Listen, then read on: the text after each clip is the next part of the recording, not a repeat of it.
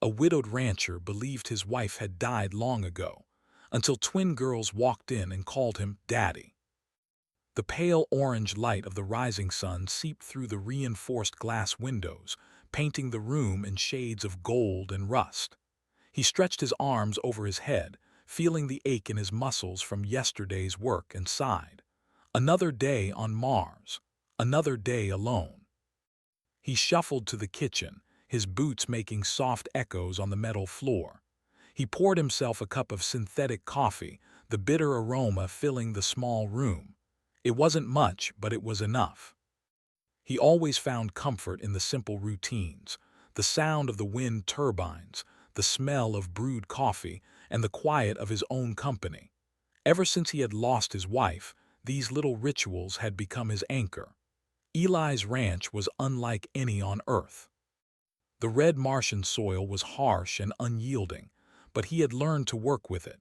He had built enclosed pens for his livestock, specially adapted to survive in the thin atmosphere. They were strange creatures to an earthling's eye, sleek, resilient animals with thick coats and bioengineered lungs. But to Eli, they were family. The smallest of them, a young creature named Mara, trotted toward him as he stepped outside. Her small hooves kicked up dust as she ran. "Morning, Mara," Eli said, bending down to scratch behind her ears. She nuzzled him back, and for a moment he allowed himself a small smile. It had been years since he had anyone to share the quiet moments with. Years since the laughter of his wife had filled the house. He had buried himself in work, in routines, in survival, and somehow the loneliness had become part of him. The Martian sky was a vast canvas above, streaked with shades of pink and purple as the sun climbed higher. Eli squinted at the horizon. There were delivery ships that passed occasionally, thin streaks of light moving between the planets. Most of the time, he ignored them. He had no need for company or distractions. Life on Mars was enough. But today, something felt different. The wind had changed, carrying a strange hum he couldn't quite identify. A soft vibration ran through the ground beneath his feet, almost like a pulse. He frowned, scanning the horizon. There it was, a small ship, tilted slightly as if struggling to maintain course. It wasn't on any of the usual routes, and it was coming straight for his ranch. Eli's heart picked up. He hadn't expected visitors. Not here, not ever. On Mars, people were cautious, distant, and rare. But the ship continued its awkward descent, smoke trailing from one side. It crashed a few meters beyond his livestock pens, sending a small cloud of dust and debris into the thin Martian air. He grabbed his coat and stepped outside, Mara following close behind. The twins, he didn't know yet they were coming, would not appear for a while. For now it was just him, the animals, and the mystery before him. Eli approached the wreck carefully. The hull of the ship was dented and scorched, but it wasn't entirely destroyed. The airlock door had been partially blown open, and he could hear faint beeping from inside. He crouched down, trying to see through the smoke and twisted metal. Whoever or whatever had been inside must have survived, he thought. And that meant he might have to act fast. Before he could move closer, he heard a small, muffled voice. It was soft, almost a whisper carried on the wind. Eli froze. "Hello," he called, his voice low but steady. The voice repeated, a little clearer this time, calling out a single word. "Daddy?" Eli blinked. He shook his head, thinking it was a trick of the wind. But the word had been so clear, so familiar, his heart beat faster. He hadn't heard that word in decades, not from anyone he knew. And yet the voice sounded young, innocent, human. He stood and scanned the wreck again.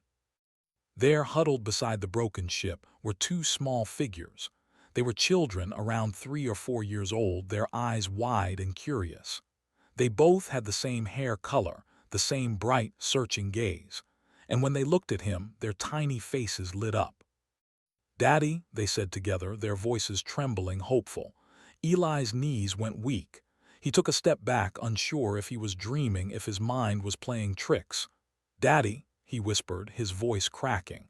I don't understand." The twins stepped closer, holding each other's hands.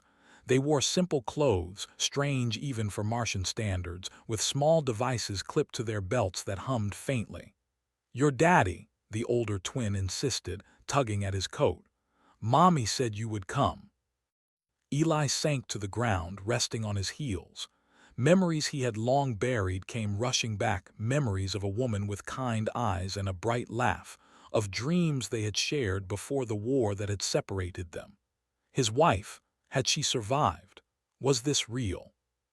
Or had time and isolation broken his mind? Mara, the young livestock creature, sniffed at the children cautiously. Eli held his arms out and the twins ran into him, clinging tightly. Their warmth and small weight made his chest ache with a mix of joy and pain. For a long moment he just held them, letting the reality sink in slowly. Eventually he sat back, still holding them but trying to keep his mind focused. Who are you really?" he asked gently. "Where's your mother?" The twins exchanged a glance. Then one of them pulled a small holographic device from her belt and pressed it. A shimmering image flickered in the air above it, and Eli's breath caught. It was her, his wife.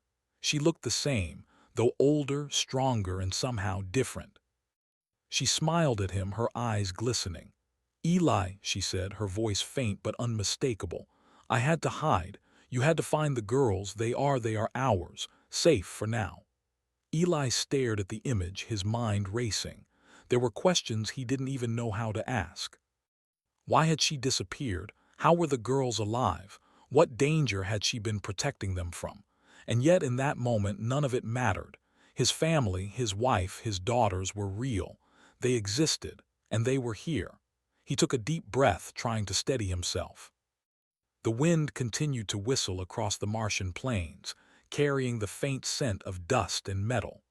Life on Mars had always been harsh and unforgiving, but it had also taught him resilience, patience, and ingenuity. And now, those same qualities would be needed more than ever. For the first time in many years, Eli felt a spark of hope. A spark that maybe, just maybe, life on this red, barren planet could be more than survival. Maybe it could be family. He looked at the twins, their small hands gripping his tightly. And he knew, without a doubt, that he would do everything to protect them, to keep them safe, to bring them into a world that had once seemed too cruel to survive. Humanity had brought him this far, and humanity would guide him now. The wind howled again, louder this time, as if urging him forward. Eli stood, holding the twins close, and glanced toward the horizon. Beyond the Martian plains lay danger, uncertainty, and adventure. But for the first time in years, he didn't feel afraid. He felt alive. The quiet life he had built was over, and a new life, one filled with discovery, love, and the relentless spirit of humanity, was about to begin. The Martian wind had grown stronger as Eli stood holding the twins. Dust swirled around them, stinging their cheeks, but neither of the children complained. Their small hands clutched his coat as if it were the only anchor in a world full of uncertainty. Eli's heart pounded in his chest. How had they found him? How had his wife survived all these years? The questions were endless, but there was no time to answer them all now. Eli carefully guided the twins away from the wrecked ship. He needed to get them inside, somewhere safe, where they could rest and he could think. The ranch house wasn't much. It was small, sturdy, and reinforced against the harsh Martian winds, but it was theirs for now. Mara, the young livestock, followed closely, her hooves kicking up red dust with each step. Once inside, Eli set the twins on the worn couch in the living room.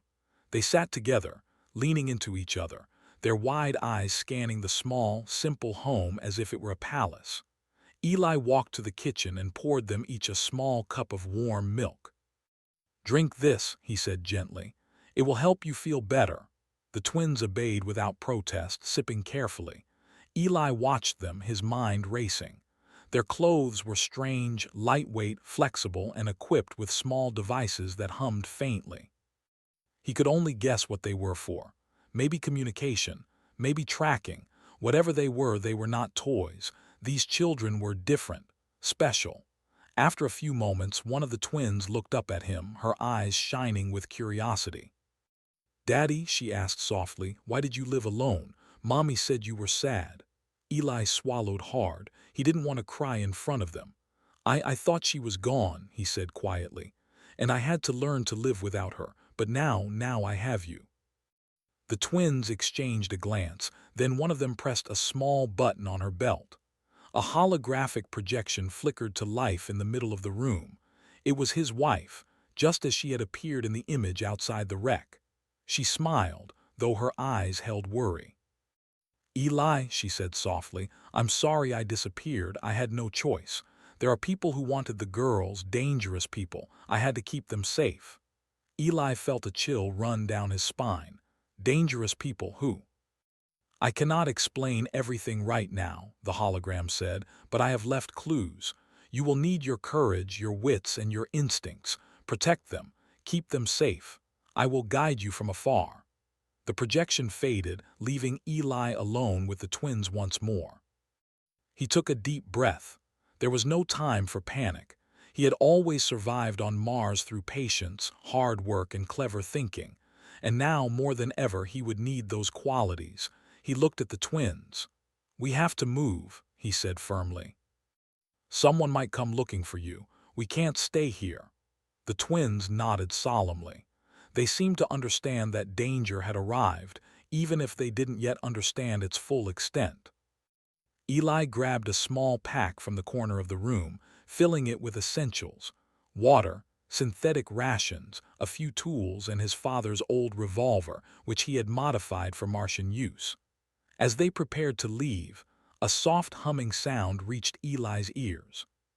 He froze, listening carefully. The sound wasn't natural. It was mechanical, like a small engine or a hovering drone. He scanned the horizon through the reinforced window. In the distance, a shadow moved, small, fast, and deliberate. Someone or something was coming. Eli's mind raced. He had prepared for storms, for animal attacks, for equipment failures, but not for humans or robots seeking to capture children. Yet he knew he couldn't panic. Panic would get them all killed. He glanced at the twins. They trusted him completely. That trust gave him strength. "Stay close," he whispered.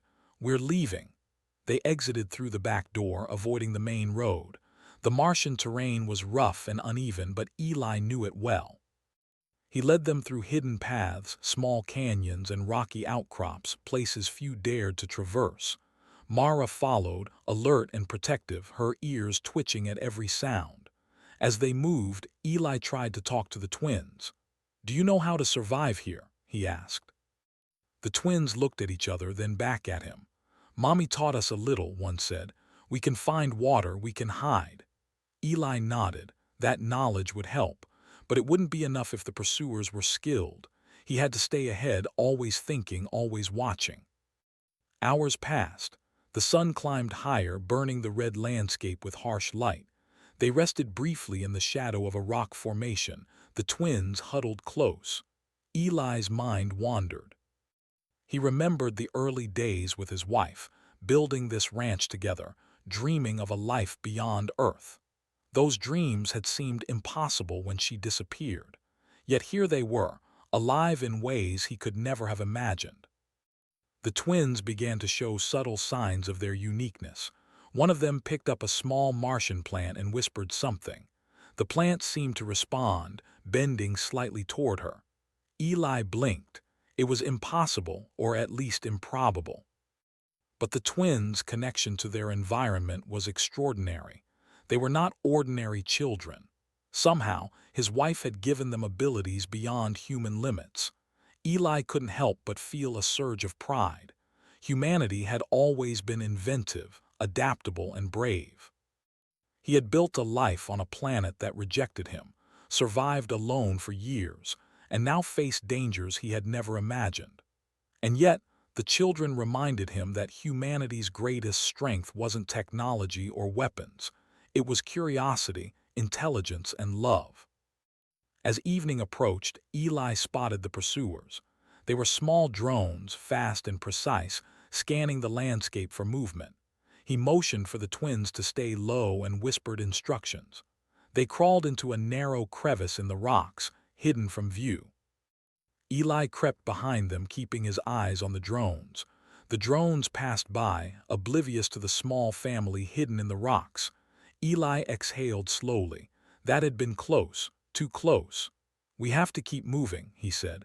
"We can't stay in one place for long." Night fell, and with it came freezing temperatures and thin air. Eli built a small shelter for them using metal sheets and rocks, insulating them from the wind. He fed the twins small rations and drank the last of his water. Sleep was impossible. He kept watch in shifts, ensuring the drones didn't return. During a brief moment of calm, one of the twins asked, "Daddy, will Mommy come back soon?" Eli hugged them close, feeling their warmth against the chill. "She will," he said softly.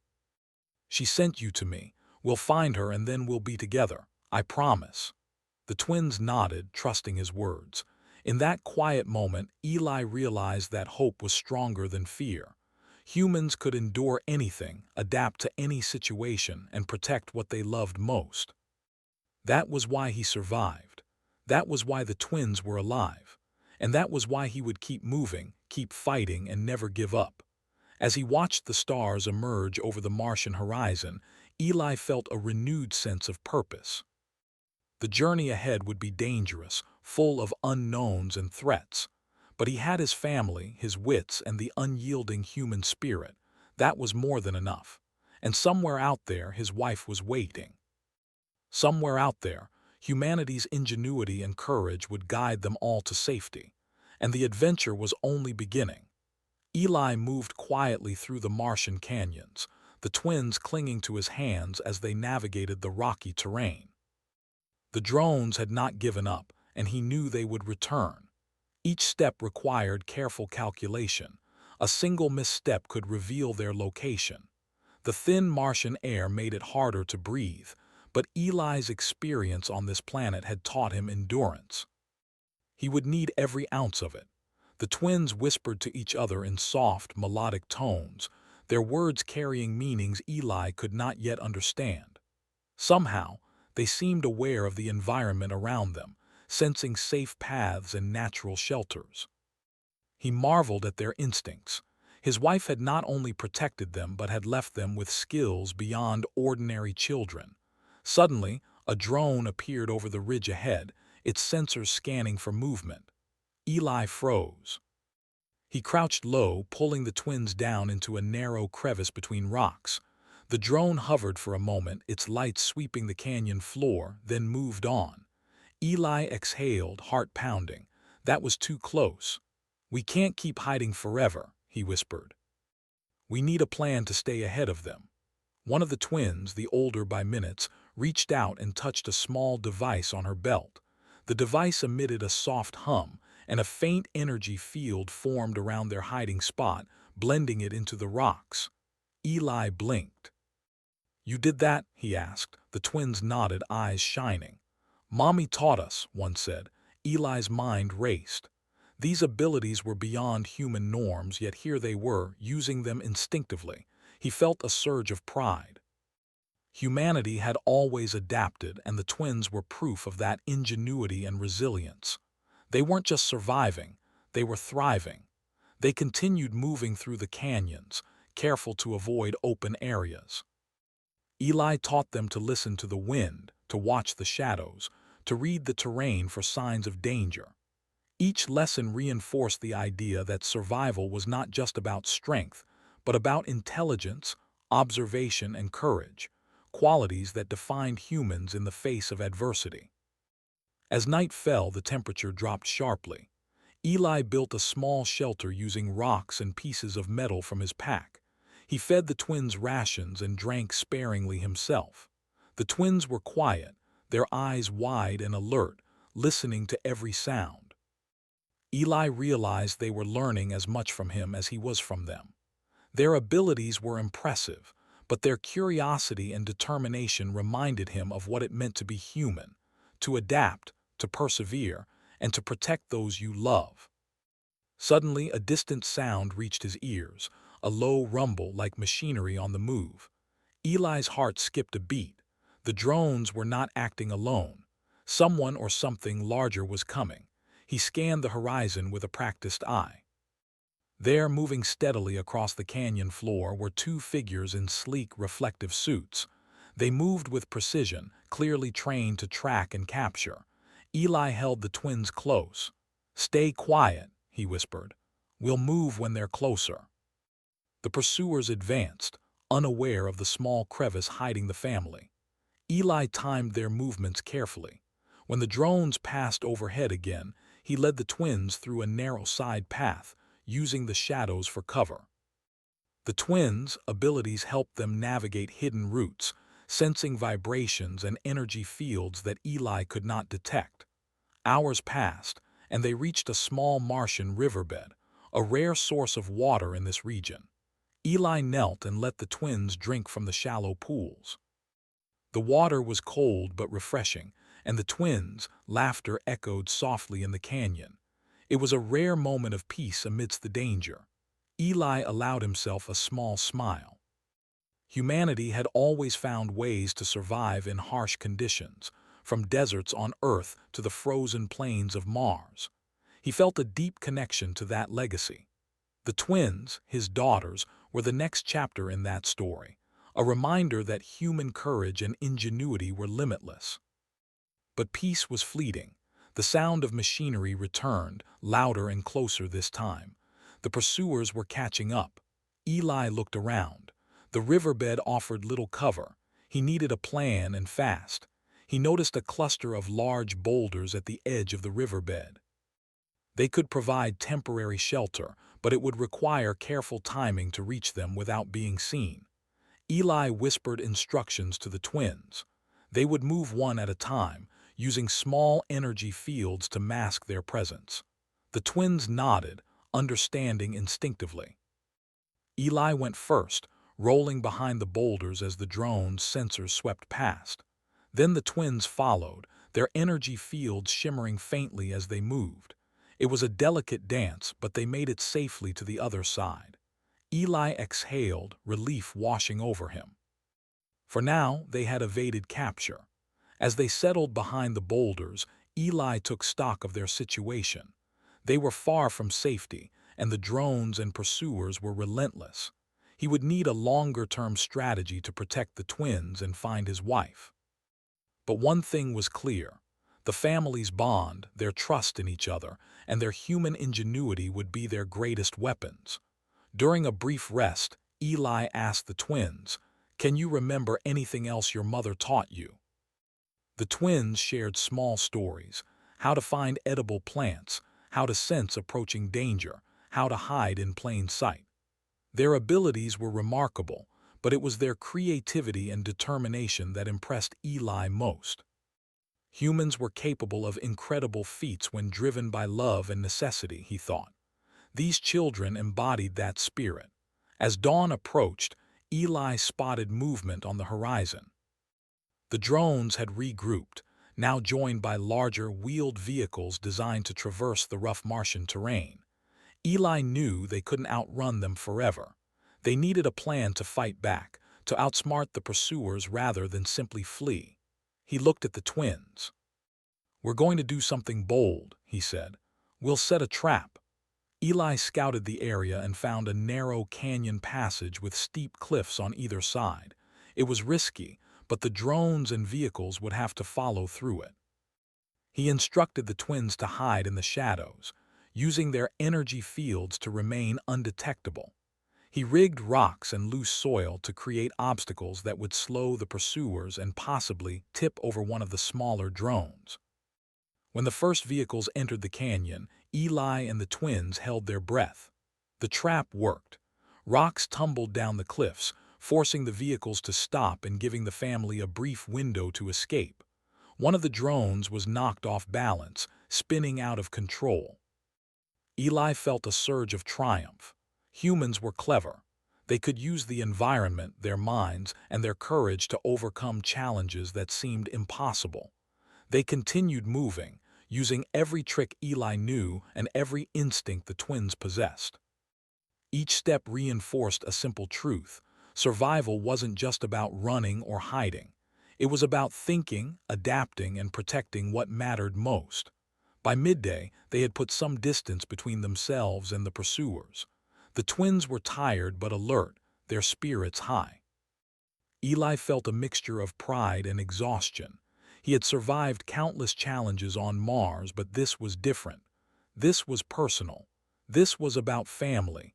As they rested briefly, Eli thought about his wife.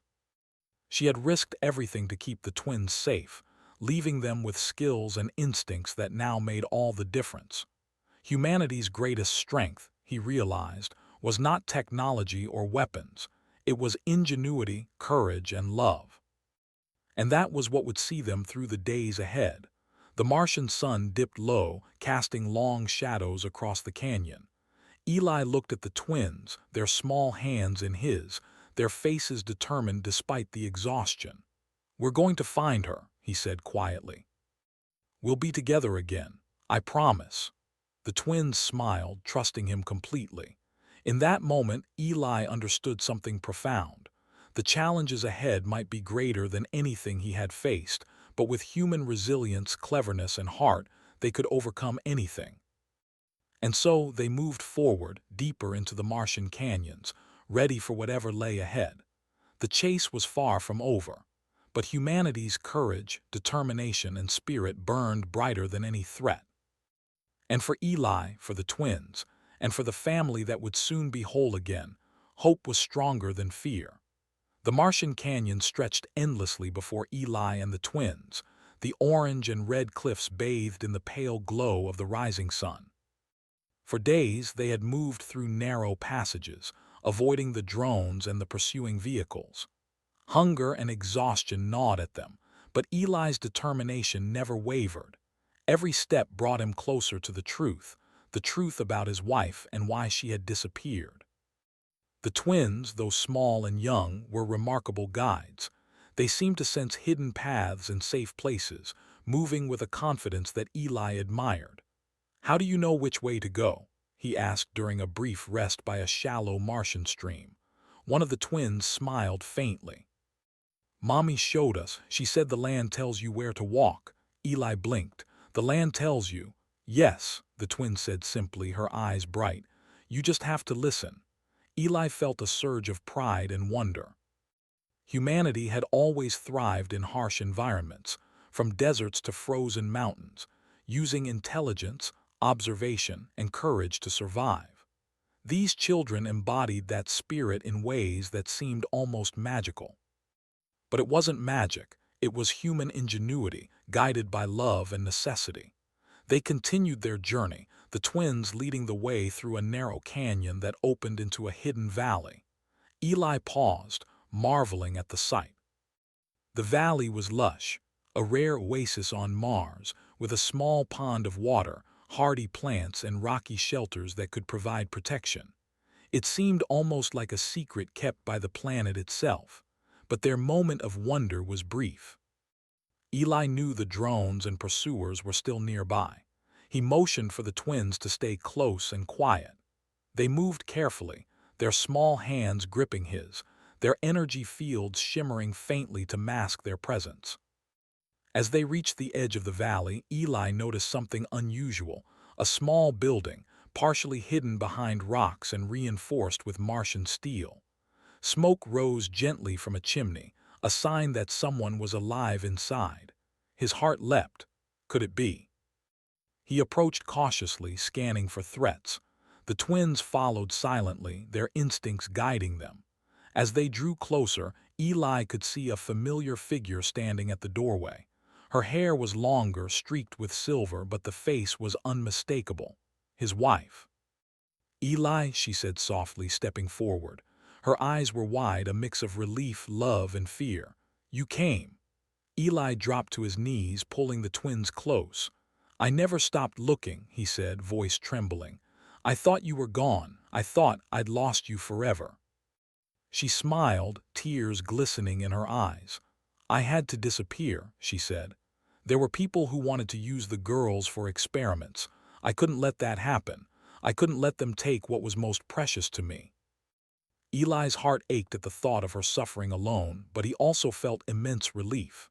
Humanity had faced countless challenges, yet here they were, alive, reunited, and stronger for it. The twins looked between them, curiosity and recognition shining in their eyes. "Mommy?" one asked. "Yes," their mother said gently. "I'm here and you're safe now." She knelt down, gathering the twins into her arms. Eli watched, overwhelmed with gratitude and awe. His wife had survived years of isolation and danger, guided by determination, love, and ingenuity, the very traits that defined humanity. After a moment, she turned to Eli. "We don't have much time," she said. "They are still searching, but I have a plan. We can protect ourselves and the girls, but we must act quickly." Eli nodded. "Tell me what to do." She explained that she had spent years working in secret, developing advanced technology to keep the family safe. The twins' abilities were part of her work: enhanced instincts, energy manipulation, and environmental awareness, all designed to survive in hostile conditions. Eli listened carefully, absorbing every detail. It was complex but simple at its core. Use intelligence, observation, and human courage to outsmart the threats. They worked together, setting up defenses and traps around the small building. Eli taught the twins to remain hidden, to watch for movement, and to use their abilities strategically. The family moved as a unit, each contributing their skills. Humanity's ingenuity, he realized, was not just in technology. It was in the ability to learn, adapt, and protect one another. Night fell, and with it came a tense quiet. Eli stood watch, the twins sleeping beside their mother. The wind whispered through the canyon, carrying the faint hum of distant drones. He knew the danger was far from over, but for the first time in years, he felt hope. They had each other, and they had human courage and intelligence on their side. Suddenly, a sharp noise cut through the night. Eli tensed, signaling for the twins and his wife to stay still. Shadows moved on the cliffs above. The drones had returned, scanning for life. Eli whispered instructions, and the family moved silently through hidden passages, using the terrain and the twins' instincts to evade detection. The pursuit was relentless, but Eli's mind was calm. Humanity had always overcome greater threats through patience, cleverness, and unity. He would not let fear dictate their actions. They were clever, adaptable, and brave, and together nothing could stop them. Hours later, the pursuit seemed to wane. The drones retreated, unable to track the family further into the complex canyon network. Eli allowed himself a small smile, feeling the weight of relief. They were safe for now. He turned to his wife, holding her hand tightly. "We did it," he whispered. "We're together." She smiled, brushing a strand of hair from his forehead. "Yes," she said softly, "and now we can finally plan the future. The girls can grow up free, safe, and strong. We've survived, Eli, and that's just the beginning." The twins stirred, sensing the calm. They looked at their parents, a quiet understanding passing between them. They were a family, alive, united, and resilient. Humanity's greatest strength, Eli realized, was not the technology, the weapons, or the science. It was the ability to endure, to love, and to protect one another, even in the most impossible circumstances. Morning light broke across the Martian valley, illuminating the small building and the hidden paths that had kept them safe. Eli watched the twins play near the water, their laughter echoing softly in the canyon.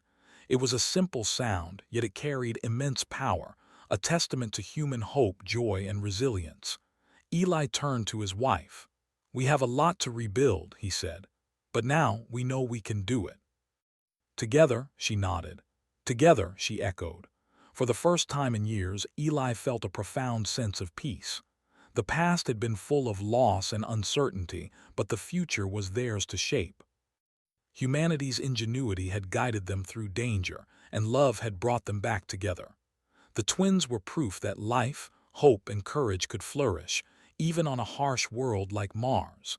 Eli took a deep breath, feeling the warm Martian air on his face. He looked at the horizon, where the sun glinted off the distant cliffs. There were challenges ahead, but they were ready. Humans had always adapted, survived, and overcome. And now, as a family reunited, they would face the future with strength, intelligence, and heart. The twins ran to him, giggling, their small hands reaching for his. He scooped them up, holding them close. "We'll always protect each other," he said, "no matter what comes next." The twins nodded, their faces bright with trust and love. Eli's wife joined them, and for a moment they simply held each other, basking in the warmth of reunion. Mars could be harsh, unforgiving, and lonely, but humanity, resilient, clever, and loving, could thrive anywhere. And for Eli Hawthorne, his wife, and their extraordinary daughters, the future was no longer a question of survival. It was a story of hope, courage, and endless possibility. The adventure was far from over, but now they faced it together. The first light of dawn painted the Martian valley in soft shades of gold and crimson. The wind whispered through the canyons, carrying the faint scent of iron and dust. Eli Hawthorne stood at the edge of the small pond in the hidden valley, watching his daughters play near the water's edge. Their laughter echoed off the rocks, bright and clear, filling the canyon with a warmth he hadn't felt in years. His wife joined him, her hand slipping into his. "They're thriving," she said softly, her eyes following the twins. "Even after everything, they're happy." Eli nodded, feeling a swell of pride and relief. The journey had been long and perilous. They had faced relentless pursuers, harsh terrain, and the weight of years apart. Yet here they were, alive, united, and stronger for the challenges they had overcome. Humanity had guided them through, not through sheer force, but through ingenuity, courage, and heart. "Do you think it will always be like this?" Eli asked, glancing at the distant cliffs still tinged with the red of the rising sun. His wife shook her head, smiling. "No, Mars is harsh, but we've learned to survive, and more than that, we've learned to live. That is the difference." The twins ran toward them, their energy fields shimmering faintly in the morning light as they laughed and chased each other around the rocks. Eli bent down, scooping them up one by one. "You two are incredible," he said. "Your mother taught you well. And together, we'll make sure this world can't stop us." The family spent the day exploring the hidden valley, marking safe paths, and setting up small shelters. Eli taught the twins how to climb the rocky outcrops safely, how to read the shifting Martian winds, and how to detect signs of danger. They were quick learners, eager to master every skill. Eli couldn't help but marvel at the resilience and intelligence of humanity, now reflected in his daughters' young faces. By evening, they had established a small homestead, using salvaged materials, Martian rock, and clever engineering. The twins helped wherever they could, moving small tools and assisting in simple constructions. They were small, yes, but their energy and determination were boundless. Eli watched them, realizing that human ingenuity was not limited by size or age. It was in the ability to think, adapt, and care. That night, as the family sat around a small fire they had managed to maintain despite the thin atmosphere, Eli felt a profound sense of peace. The Martian sky stretched above, dark and vast, dotted with distant stars that reminded him of Earth, of home, and of the vast possibilities of life beyond. "Tomorrow," Eli said softly, "we start growing food. We'll need it for the winter. And then we can think about communicating with the colonies. Let them know we're safe." His wife nodded. "Yes, and we'll teach the girls everything they need to know. They are part of the future, Eli, humanity's future." The twins cuddled close, their small hands clasped in their parents'. Eli looked at their faces, bright and trusting, and felt a swell of determination. They would survive. They would thrive. Mars would not defeat them. Humanity had brought them this far, and humanity would guide them further. The following weeks were filled with activity. Eli, his wife, and the twins worked tirelessly to expand the homestead.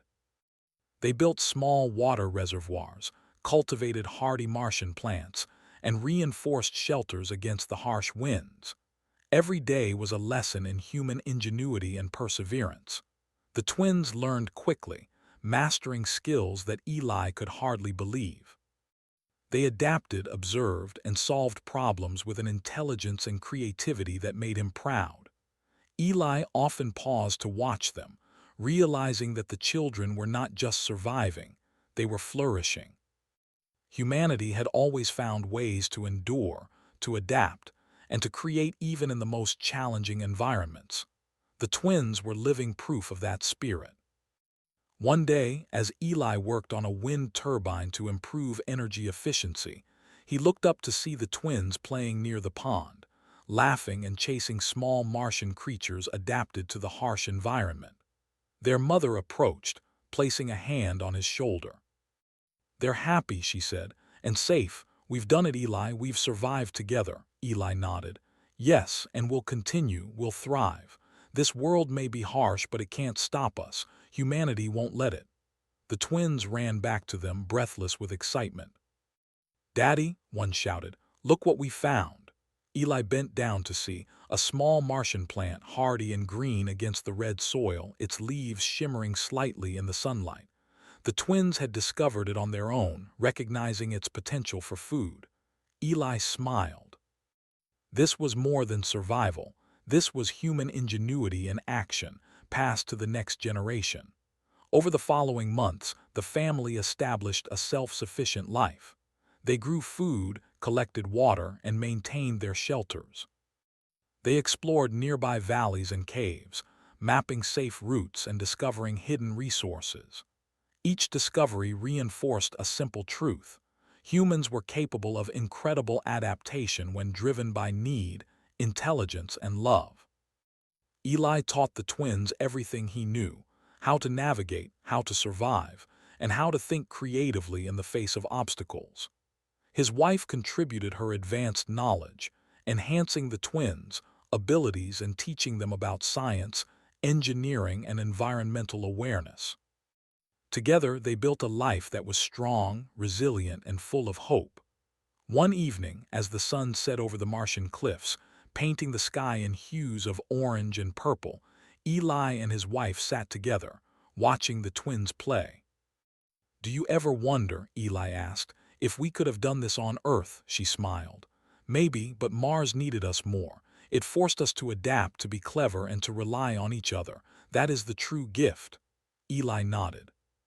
Humanity had always faced challenges, from the deserts of old Earth to the frozen poles, and now to the red plains of Mars. Each challenge had been met with resilience, creativity, and courage. And now he saw it reflected in his daughters, the next generation, ready to thrive wherever life took them. The twins ran to them, giggling, their energy infectious. Eli scooped them up, holding them close. "We've come a long way," he said, "and the best is yet to come." His wife joined them, and together they watched the twin suns of Mars dip below the horizon, the sky darkening to reveal a universe of possibilities. Humanity had survived, adapted, and thrived. And now this family, reunited, strong, and resourceful, would continue that legacy. Mars was harsh, unforgiving, and lonely. Yet humans had learned to endure, to create, and to hope. Eli thought about the future, the possibilities of exploration, discovery, and growth. The twins would grow up learning the lessons of survival, courage, and ingenuity. And one day, they might take humanity even further, beyond the red planet, carrying the spirit of Earth wherever they went. For Eli Hawthorne, his wife, and their extraordinary daughters, life on Mars was no longer a struggle to survive. It was a story of triumph. They had faced impossible odds, adapted, and built a life full of love, knowledge, and resilience. Humanity had guided them, and now they would guide the next generation. As the first stars appeared in the Martian sky, Eli held his family close. The wind whispered through the canyons, carrying the promise of tomorrow. They were safe, they were united, and they were ready for anything. The adventure of survival had ended. The adventure of living had begun. And in that quiet, glowing Martian valley, humanity's spirit burned brighter than ever, a testament to courage, love, and endless possibility. The sun rose higher over the mountains, reflecting off the pristine snow. Garrick held the baby carefully, looking at Mara with gratitude and admiration. He had been taught, guided, and inspired. He had learned to face storms not just with brute strength, but with patience, careful observation, and grace. And as he looked at the mountains stretching endlessly before him, Garrick felt a profound sense of peace. The hardships of the past had shaped him, but the lessons Mara had given him had transformed him. Life on Erendor Prime was still harsh, still dangerous, but it was also beautiful. And together they would thrive, not just survive. The mountains, once symbols of isolation and struggle, now felt like a canvas of opportunity and hope. Garrick Hale, the mountain man who had once faced the world alone, had found life, love, and meaning. He had learned that the greatest strength was not endurance or solitude, it was grace, and the courage to live with it every day. And as the wind whispered gently through the peaks, Garrick held his child and looked at Mara. He smiled, finally understanding that true survival was not measured by how long one lived, but by the care, trust, and grace one shared with others. The new dawn had come, not just in the mountains but in their hearts.